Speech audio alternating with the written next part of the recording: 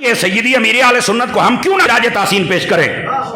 عقیدے کی درستی سے لے کر عمل کی پختگی تک، مسلک کی وفاداری سے لے کر اپنے علماء کی عزت پر پہرا دینے تک، اولیاء کرام کی نموز کو بیان کرنے سے لے کر صحابہ اور اہل بیت کی عزتوں پر پہرا دینے تک، نموز رسالت کا نعرہ لگانے سے لے کر نموز رسالت پر ممتاز قادری کی صورت میں اپنی جانیں دینے تک، رضویت کو سمجھ کر لوگوں کے سامنے بیان کرنے سے لے کر غوث اعظم کے فیضان کو دنیا میں تقسیم کرنے تک، چار یاروں کا تاج اپنے ساتھ پہ رکھ کے اپنی آنکھوں کا نور پنجتن کو بنانے سے لے کر مصطفیٰ کی ختم نبوت تک میں نے جو سیکھا ہے میں نے الیاس قادری سے سیکھا ہے۔ سمجھنا کہ ہمیں الیاس قادری نے سکھایا کچھ نہیں ہے، بیٹا اپنی معلومات پوری کرو اور سمجھو۔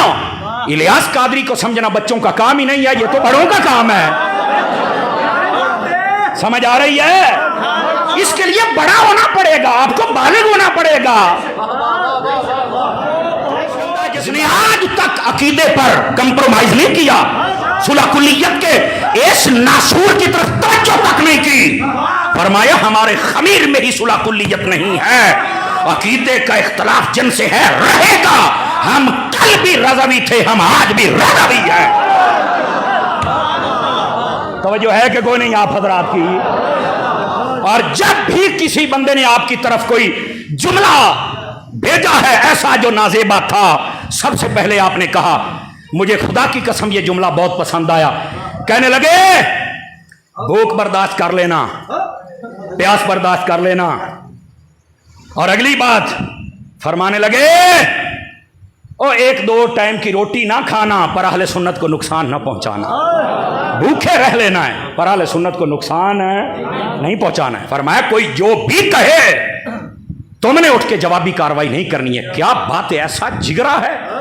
اور یار ان اداؤں کے صدقے میں صدقے جاؤں، ملک کو طول و عرض کے پوری دنیا کے علماء، مشائخ، سادات، سنجیدہ فکر نعت خان، غیرت مند نقیب، غیرت مند قرہ حضرات، بڑے بڑے علماء، فضلاء، شیوخ الحدیث، مشائخ اعظام، وہ اس ادائے الیاس قادری پر سلام پیش کرتے نظر آتے ہیں۔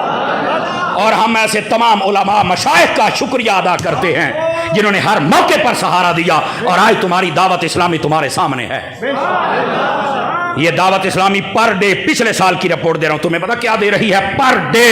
13 حافظ، 3 عالم، 2 مسجدیں ایک دن میں دعوت اسلامی بنا کے تمہیں دے رہی ہے۔ قادری ہے جس نے دین متین کا کام اس انداز اور نہج پہ کیا ہے۔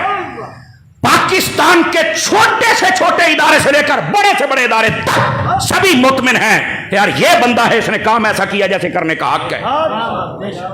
اور جب بھی بیان شروع ہوتا ہے سب سے پہلے الصلاۃ والسلام علیک یا رسول اللہ۔ ابھی لوگ کہتے ہیں عقیدے کا کام نہیں ہو رہا، تو میں نے کہا تمہیں تو صلاۃ و سلام پڑھنے کوئی نہیں دیتا تھا، الیاس قادری تو در سے پہلے بھی سلام پڑھ لیتا ہے۔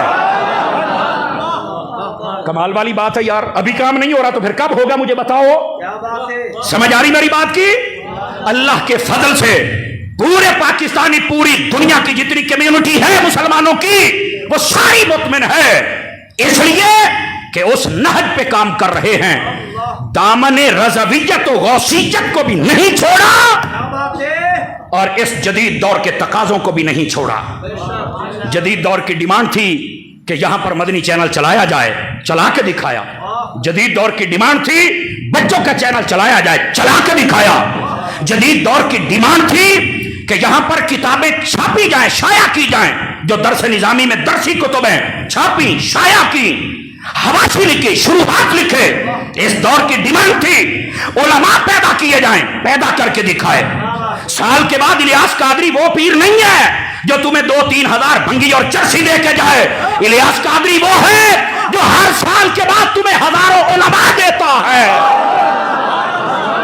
بولو نا یار،